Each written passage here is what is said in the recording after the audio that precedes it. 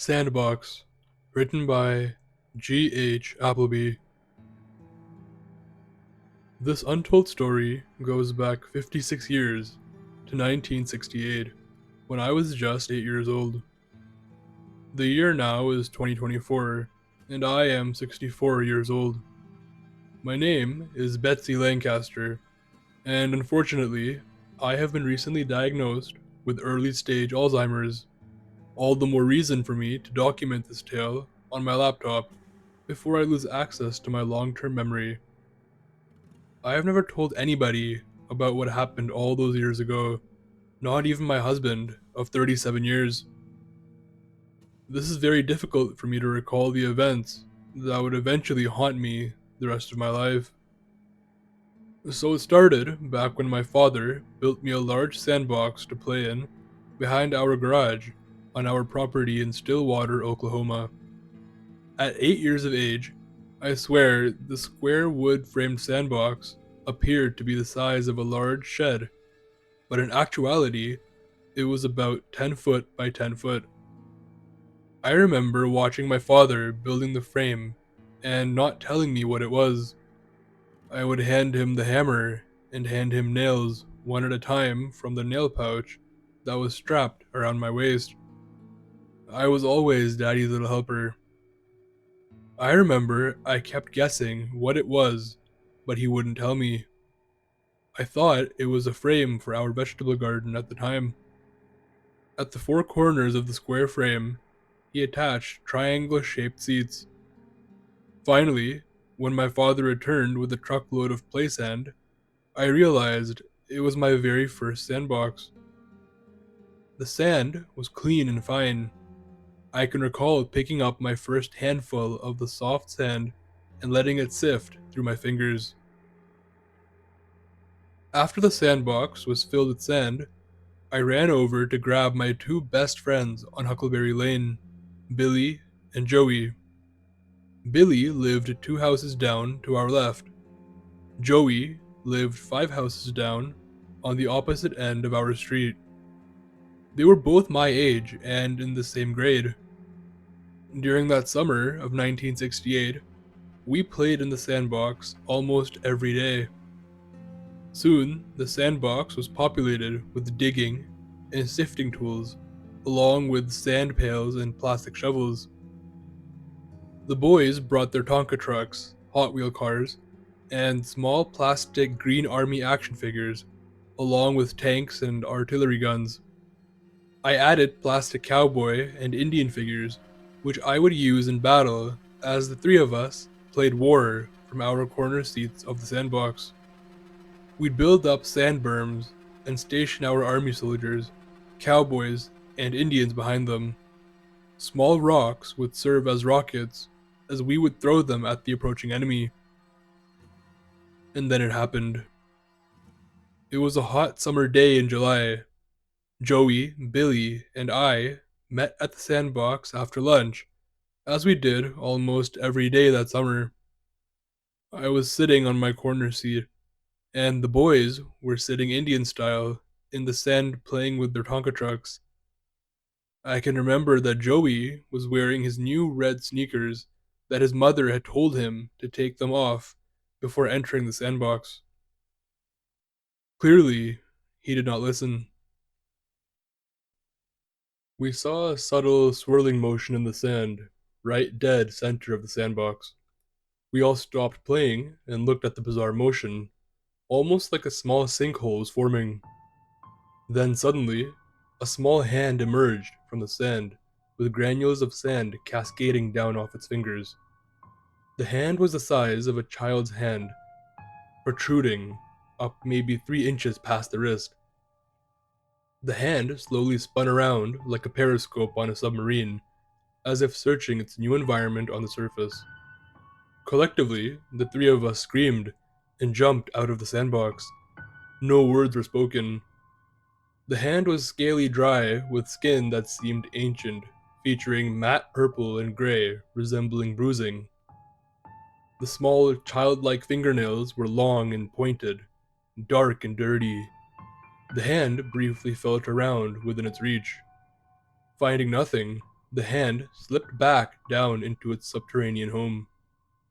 We stood there silently, as if reacting to a starter's pistol.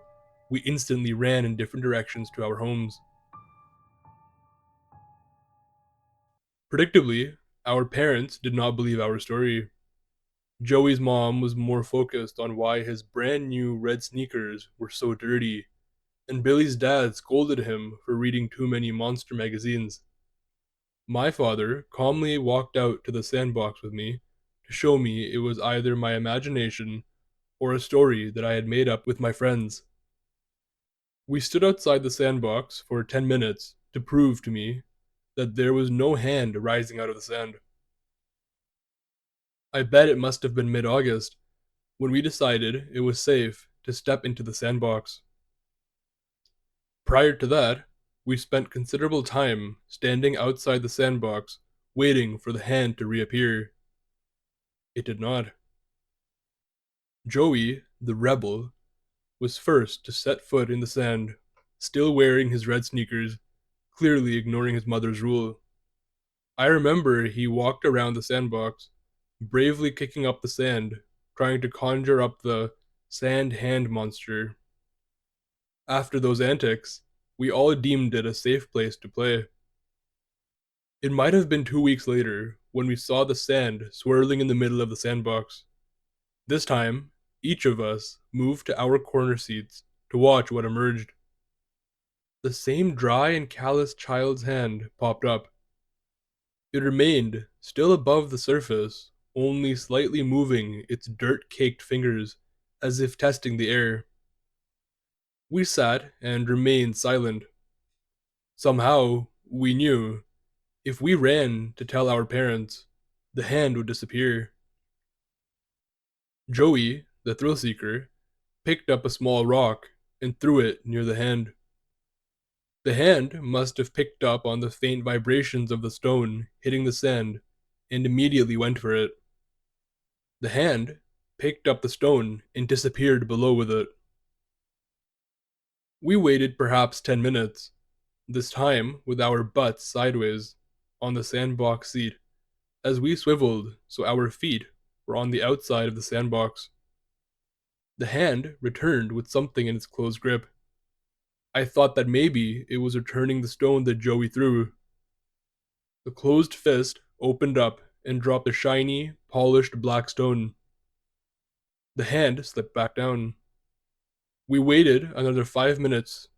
Then Joey unlaced and removed his sneakers and lightly tiptoed to the center of the sandbox in his socks to retrieve the gem. I can recall he immediately said it felt warm. He passed it around, and it did, indeed, radiate heat. Joey eventually kept the gem in his bedroom. This stone gem exchange continued for the next few weeks as we started another school year in September of 1968. We would throw or leave different stones, wood pieces, or branches from shrubs. In return, we would get back polished gems, ragged stones, and even porous, coral like rocks. As I look back now, that hand reminded me of a small version of Thing from the series The Addams Family. Then, one day, Billy threw a dog's rubber play ball at the hand in the sand. It bounced and rolled near the hand, coming to a complete stop. Again, the hand reacted to the light vibration in the sand and found the ball. It grabbed it, squeezed it, which resulted in squeaky sounds from the dog toy. We all laughed at the spectacle. With rubber ball in hand, our sand hand friend submerged back into its underground home. School started up again in early September, so our sandbox play was hindered by school hours and a big uptick in assigned homework now that we were in the third grade. We would still gather in the sandbox after dinner and on weekends. We never told our parents about our new friend. It was our secret. We didn't even tell our classmates at school. One Saturday morning, we met at the sandbox. This time, Ever curious Joey brought with him an old clothesline rope that might have spanned 80 feet. When we stepped into the sandbox, we intentionally dug and made noises to attract the hand to the surface. Once the hand appeared, Joey slung one end of the rope toward the middle of the sandbox, where it grazed the gray fingers of the hand. The hand grabbed the rope, rolled it between its fingers and thumb, feeling its texture, then grasped the rope in its fist and lowered itself below as Joey hung onto the other end of the clothesline rope. Slowly and methodically, the rope paid out its length. Billy and I sat and watched in utter captivation. As the rope came to its end, Joey grabbed it tight and wrapped it around his closed fist, and then braced his feet. The rope leading to the sandbox abruptly grew taut. I remember Joey was fighting the pull and asking us to help. Billy and I remained frozen on our bench seats. Then the rope ripped out of Joey's clenched hand, leaving a horrible rope burn. We looked at each other in shock, and without saying a word, we collectively knew to never do that again. I believe it was late September when we started feeding our handy friend.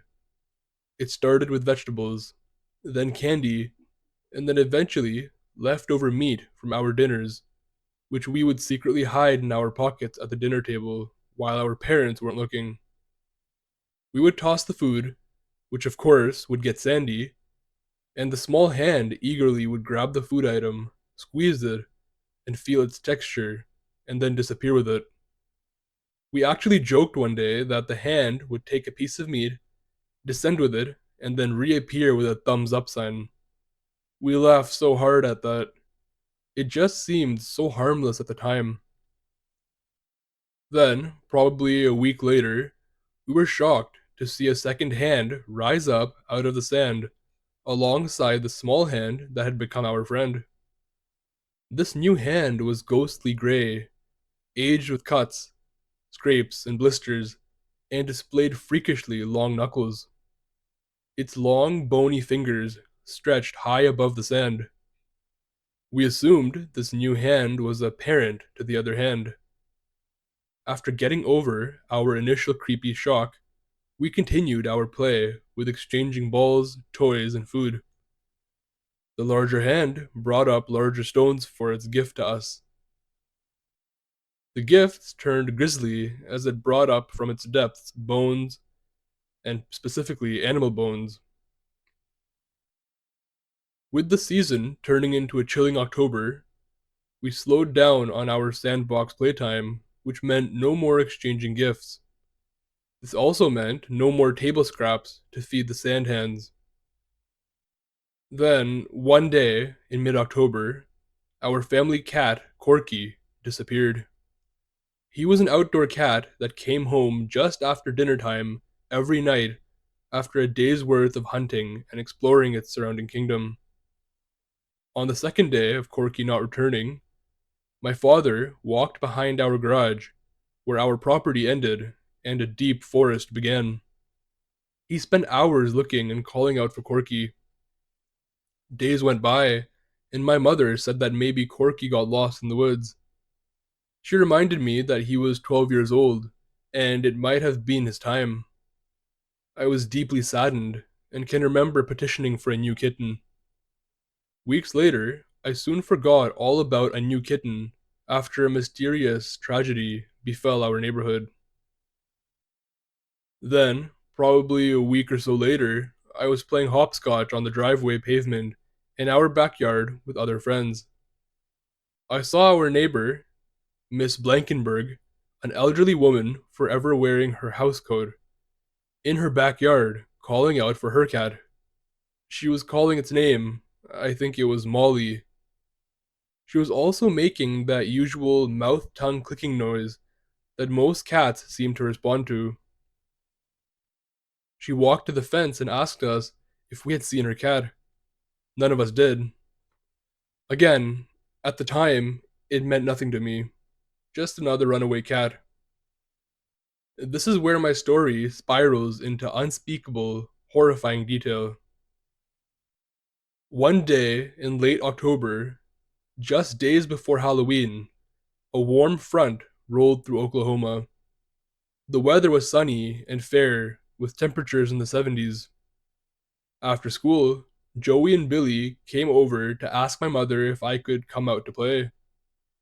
But I was home with a cold that day and did not go to school. I fought hard with my mother, telling her I felt better, but she did not relent. She told the boys no and ordered me back to bed. About 2 or 3 hours later, it was now dark outside. My parents received phone calls from both Joey's and Billy's parents. Their sons had not come home. 30 minutes later, I saw flashing lights roll by my bedroom window. I saw one cop car pull into Billy's driveway, 2 houses away, and I saw a second cop car heading toward Joey's house, down the end of my street. I can remember my parents bringing me down to the kitchen to talk to a police officer. Joey and Billy were missing. Then, over the next few weeks, our street was filled with police cars and news crews. There were search party teams being assembled on my street to search specified quadrants of the woods behind our garage. Missing person flyers were handed out and posted throughout Stillwater.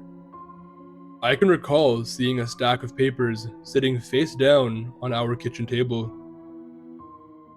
I turned them over to see that my best friends were pictured on them, with a physical description of each.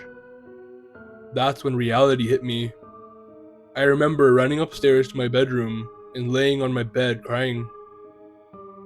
Kitchen conversations that I overheard from the top of the stairs were that the boys may have gotten lost in the woods, or possibly an abduction.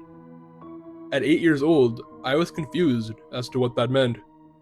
Weeks went by as the police and volunteers scoured the woods behind our house, without finding one clue as to their disappearance. Upon winter's arrival, the authorities called off the searches. Joey and Billy simply vanished. I still couldn't make the connection between the cats and my friends disappearing in the sandbox. 2 empty desks in my third grade class served as a daily reminder that my best friends were really gone. The spring of 1969 came fast to Stillwater. Early April showers gave way to pleasant temperatures in the 70s.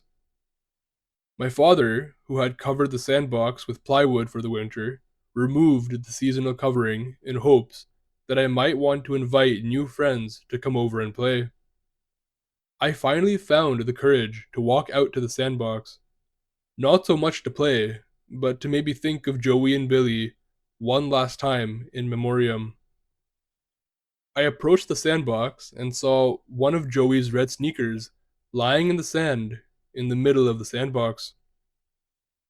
Dried maroon blood was drizzled across the white laces. That sneaker was not there when my dad removed the cover, and it certainly was not there when investigators searched our property for evidence. It was placed there for me to see. I stood there in a near catatonic state, ready to run and tell my dad that the sand people had grabbed the boys. As I was about to run, a large, pale, gangly hand surfaced and wrapped its bony fingers around the sneaker and slowly pulled it under for me to see. That was the last time I looked at that sandbox. My father eventually covered it up permanently with plywood. The nightmares started soon thereafter and have plagued me even now on occasion as a grown adult. Now, my dream always starts in my current home, with me walking from my bed to the kitchen. There is sand scattered all over the floor. It sticks to my feet. I continue walking into our living room, and I see plastic shovels, pails, and a few Tonka trucks. One Tonka dump truck has a load of mysterious stones and gems in its bucket. A red sneaker dangled from a hook at the top of a crane on another Tonka truck. As the dream continued, I would find myself outside in the backyard of my childhood home on Huckleberry Lane. I continue walking toward the back of the garage where the sandbox sat. It is dusk. I step into the sandbox with my bare feet and see a swirling motion in the middle of the sandbox. I get down on my hands and knees and crawl toward it. Suddenly, a skeletal hand with shreds of grey decayed flesh hanging off of it grabs my arm and starts pulling me down. I resist, I scream, I cry out for my father, but nobody hears me as I get pulled down into the sinkhole. My throat and mouth get clogged with dry, gritty sand, while my nostrils get plugged up. I begin to suffocate. I then fall into a dark, subterranean cavern where I see the chewed and decayed bodies of Joey and Billy. But they're not dead. They're sitting upright, playing with their Tonka trucks in blood-soaked sand. They look up at me with hollowed-out eye sockets and smile. Garbled, raspy voices come out of their toothless mouths, saying in unison, "Hello, Betsy. Wanna play?" I then bolt upright in bed, gasping for a breath that I feel I haven't had in over 2 minutes. My husband wakes up and comforts me. He's well aware of these night terrors and thinks it's just haunting memories of the disappearances of my childhood friends, Joey and Billy. He knows nothing of the sandbox.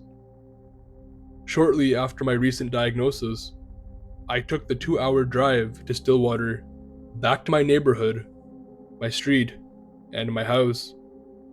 It was mid-morning as I pulled into the driveway and noticed that there did not appear to be anybody home. My childhood house looked different, with a new deck built off the back and a different exterior color. I looked up at my second-story bedroom window and thought of the terrors and secrets I kept within those walls for so many years. I pulled up to the 2-car detached garage and parked my car. My heart was racing. I felt nauseous, and my throat went dry. I walked around the garage toward the back. One of the previous owners had removed the sandbox and paved over the area for extra parking space. I walked over the pavement to where I remembered the sandbox was. I stood above it and looked down at the pavement and wondered what's really down there. Below the pavement, the sand, the dirt, it was perhaps another world. I stood there and thought of what really happened to Joey and Billy. I wonder what would have happened if I didn't have a cold on that fateful day. Tears filled my eyes, blurring my vision. I then thought of other sandboxes that children play in, and wondered how many other missing children are out there.